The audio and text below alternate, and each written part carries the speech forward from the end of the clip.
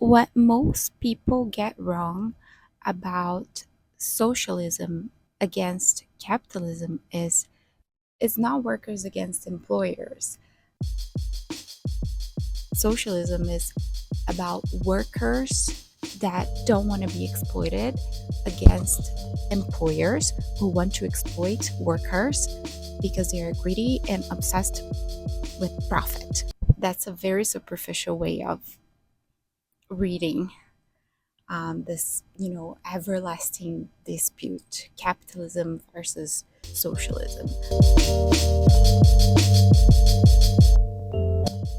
But the fact is, socialism is the system of centralization in which a government owns every means of production and they believe they are capable of predicting everything, every aspect of everyone's lives, how many units of shoes that the population will need.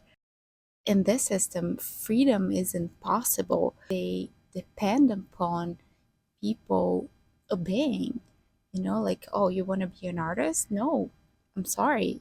We don't need art. We need plumbers.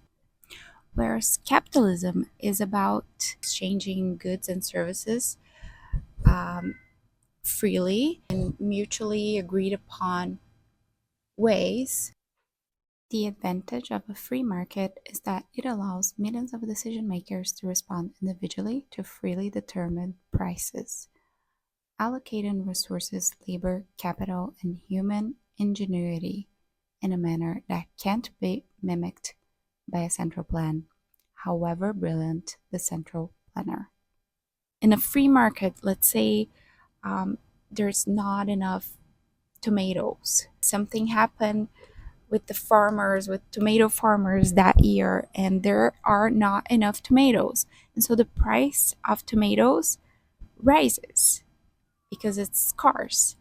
And people and consumers, they see the price and they go like, oh, I guess I won't have tomato for salad tonight. And then they don't buy the tomatoes. And the shortage fixes itself because it's multiple people and multiple signals in a market. It's impossible for a single entity to describe everything and to predict and to respond in a timely manner to all of these signals. One of the reasons why socialism will never work is because of a very interesting concept that I came across when I was reading Friedrich Hayek. He's an Austrian economist, and he talks about tacit knowledge. Tacit knowledge. He's not the first person to talk about this concept. Psychology talks about it, philosophy. Tacit knowledge refers to the practical skills, understanding, and experience an individual gains through hands on work, intuition, and personal context. It's knowledge that's difficult to articulate, codify, and explicitly share with others, making it challenging to document or transfer formally.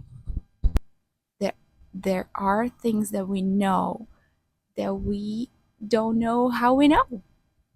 We don't know how to explain. Something that I do that I cannot explain. I can do my best to, try to take it apart and talk about step by step, but really there are things that are just impossible to explain in its totality. And that's why socialism and communism will never work. A government, a centralized power, is unable to know everything.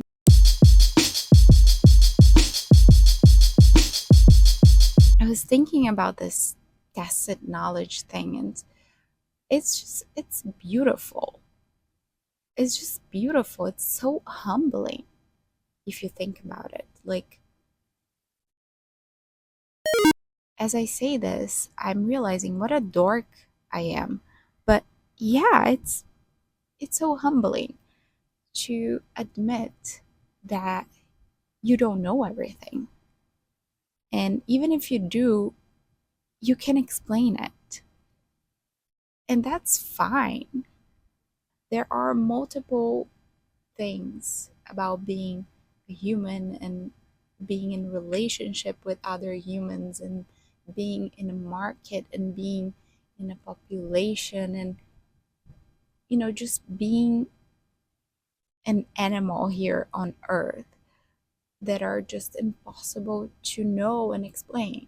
And that's actually liberating to me, to think that it's okay.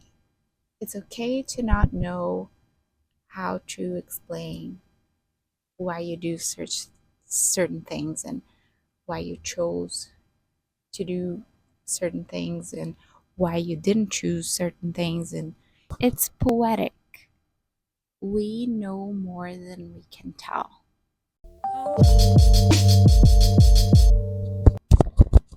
Just an addendum, that's one of the reasons why I'm not totally freaking out about artificial intelligence. And I know that's how the plot of every apocalyptical movie starts. It's mind blowing, just to chat with Chat GPT. I recognize that, but there are things that are impossible to explain and to code, like intuition, like common sense, like the all the implications of the context of certain things, you know? And so that's why I think we're gonna be okay. Like we were when the press was invented and when internet appeared. We move on. We learn how to better utilize things, and um, perhaps we free up some time because AI will be doing some tasks that are no longer um, necessary for humans to do, and then we free up some time to do other important things and discover other things. So I am optimistic about artificial intelligence, and I hope I'm not wrong. But, anyways, that's it. Thanks for watching. This is a different one. I am recording this, and it's um, already late. It's past 9. My daughter is sleeping, and yeah, I don't have a script. I'm talking like a crazy person, and you may have noticed. Anyway, I am gonna say goodbye. Thank you for watching. I will see you on the next one, and subscribe, subscribe if you want to talk about other dorky subjects with me. It's gonna be fun. Yeah, subscribe. Bye.